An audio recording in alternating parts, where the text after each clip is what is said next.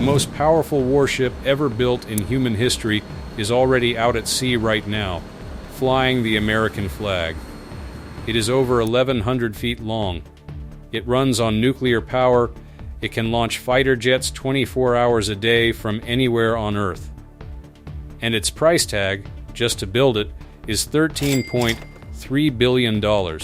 But that number, as jaw-dropping as it already sounds, is not even close to what this ship actually costs the American taxpayer. The real number, the one that almost never makes the front page, is something else entirely. Because $13.3 billion is just where the number starts. By the time you add everything the U.S. Navy does not advertise, the daily bills, the broken technology, the escort fleet that travels alongside it, the real cost of this carrier is something most Americans have never fully heard laid out before. That is exactly what we are doing today.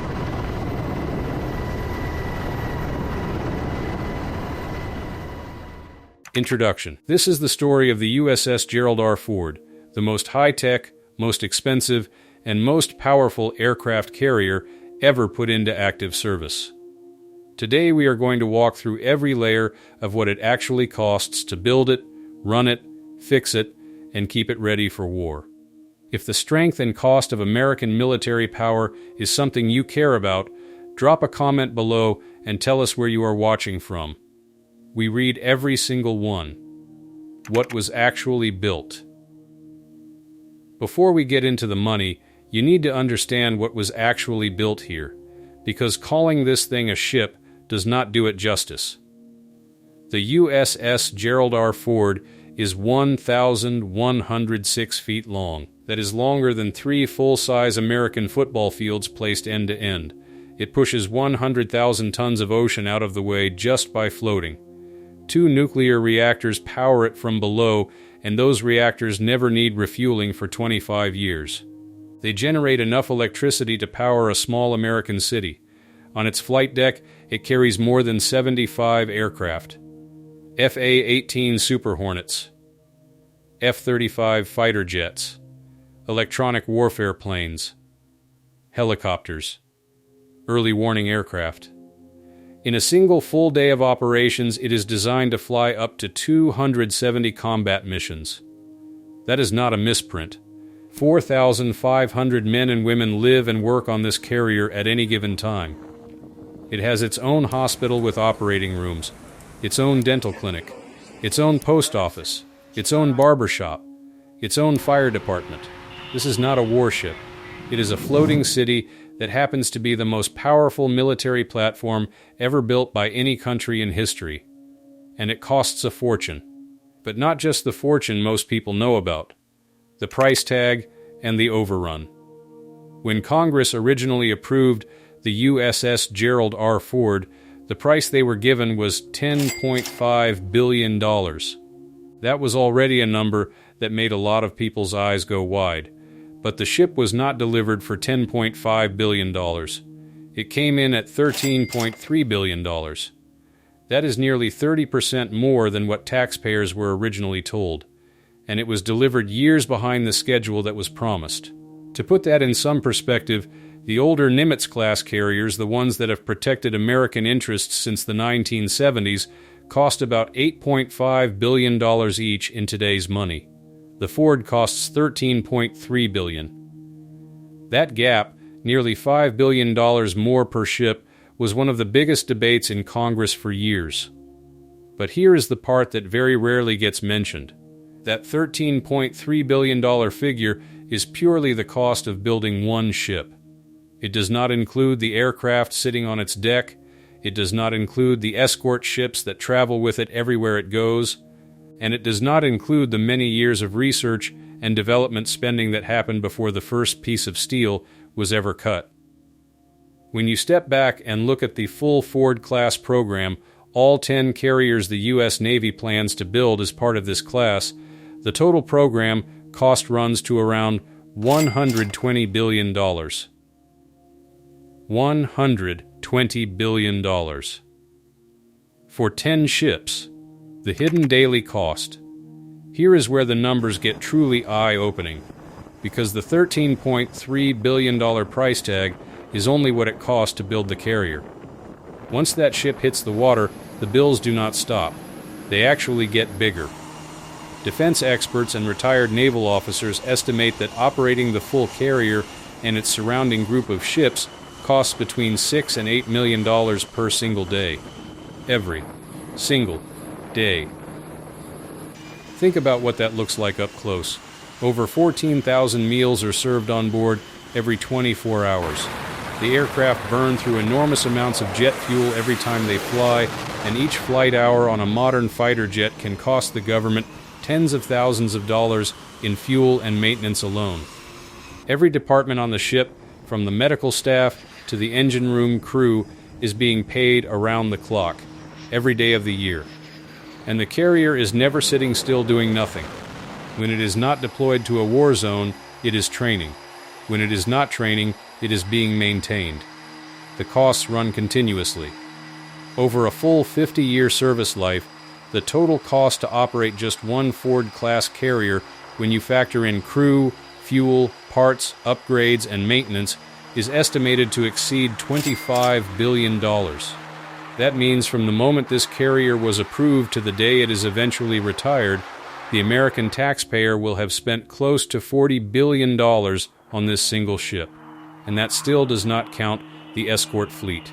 Before we get to that part, if this level of honest detail about American military spending is exactly why you are here, please take 1 second to like this video and subscribe. Over 98% of people who watch never subscribe. It costs you nothing, and it keeps this channel bringing you stories like this one. Hit that button and let's keep going. The technology that broke. Now here is the part that most people never hear about, because the cost overrun on the USS Gerald R. Ford was not just about building something large and expensive. A large part of that extra money came from technology that did not work the way anyone promised it would. The carrier was built with 23 brand new systems that had never been used on any previous carrier. 23. And many of those systems were still being developed and tested while the ship was already under construction. That combination turned out to be a very expensive gamble. The most important new system is the EMALS, the Electromagnetic Aircraft Launch System.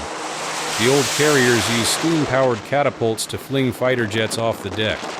The EMALS was designed to replace steam with electromagnetic force, smoother launches, less stress on the aircraft, and faster operations.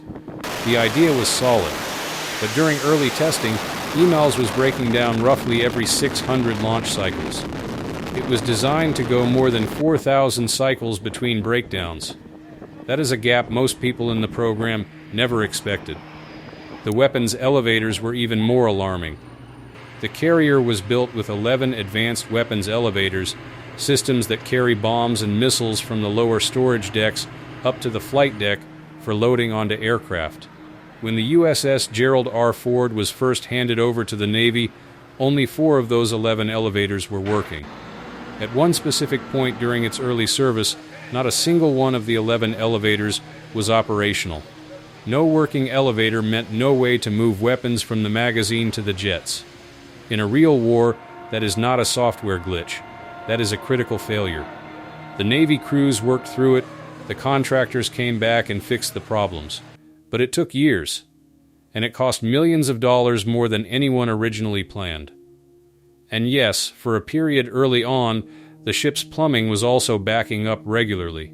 $13.3 billion spent on the most advanced warship in human history, and the toilets were not working. The strike group nobody talks about. Here is the number that is almost never discussed in the media when they report on the cost of this carrier, and it is the most important number of all. The USS Gerald R. Ford never goes anywhere alone, not even to the next port. It is always the center of what the U.S. Navy calls a carrier strike group, a formation of warships that travel with the carrier at all times to protect it and support its missions. A standard carrier strike group includes the carrier itself, 1 to 2 guided missile cruisers, 2 to 3 destroyers, at least 1 fast attack submarine, and a supply ship carrying fuel, food, and ammunition.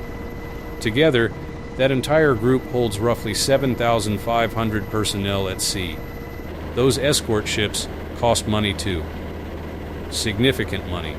The ships in a full carrier strike group cost over $25 billion to build on their own. When you add those costs to the $13.3 billion carrier, the real price of putting one operational USS Gerald R. Ford strike group in the water just in hardware is over $38 billion. That is the real number. The carrier is the headline. The strike group is the actual bill. Is it worth it? What the Navy says. So what does the U.S. Navy actually say when they are asked directly, with all of these costs, with all of these early problems, is this carrier worth it? Their answer is yes, and they have real data to back it up.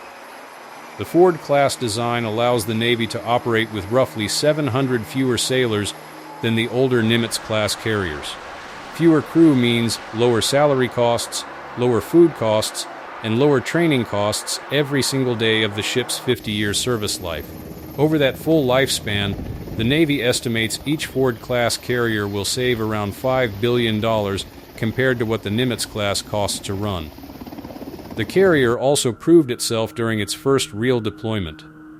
Over 8,000 sorties were flown during its time in the eastern Mediterranean. Nothing major broke down. The crew performed at an extraordinary level. The Navy Secretary stood in front of those sailors and said every American should be proud of what they accomplished. But the most important moment of that deployment may have been one where nothing happened at all. When the Hamas attack on Israel triggered fears of a wider regional war in October of 2023, the USS Gerald R. Ford was immediately ordered to the eastern Mediterranean. It arrived. It positioned itself. And the conflict did not spread. No bombs were dropped from the Ford. No missiles were fired. The carrier simply showed up, and that was enough to change the calculations of every hostile actor in the region. That is what the U.S. military calls deterrence. And the Navy argues that no other asset in the American arsenal can project that kind of deterrence faster, further, or more powerfully than a carrier strike group. The future carriers and what comes next. The USS Gerald R. Ford is the first of its class. More are coming. The USS John F. Kennedy is next, currently under construction with an estimated cost of $13.2 billion, scheduled for delivery in 2027. After that is the USS Enterprise, estimated at $14.2 billion, scheduled to join the fleet in 2030. Two more are already in the pipeline after that. The USS William J. Clinton and the USS George W. Bush are being planned, with the Navy currently reviewing their costs and designs to make sure the price tags still make sense in today's budget environment. Each new ship is expected to be less expensive than the Gerald R. Ford because the hard lessons from that first ship have already been learned and built into the construction plans. The elevators work on the newer ships. The EMALS problems have been addressed. The toilets function. That is how first-of-class military programs always work. The first ship pays the price for every problem. The ships that follow get it right. Conclusion. The USS Gerald R. Ford is more than a warship. It is a statement that the United States of America builds the finest, most capable, and most advanced military hardware on Earth, even when the road to getting there is expensive and complicated. The cost is real. The early failures were real, but so is the capability. And so is the extraordinary courage of the 4,500 men and women who serve on it every single day, keeping this country safe. If this video gave you a deeper look at what American naval power actually costs, hit the like button and make sure you are subscribed. New videos are on the way, and every one is built with this same level of research.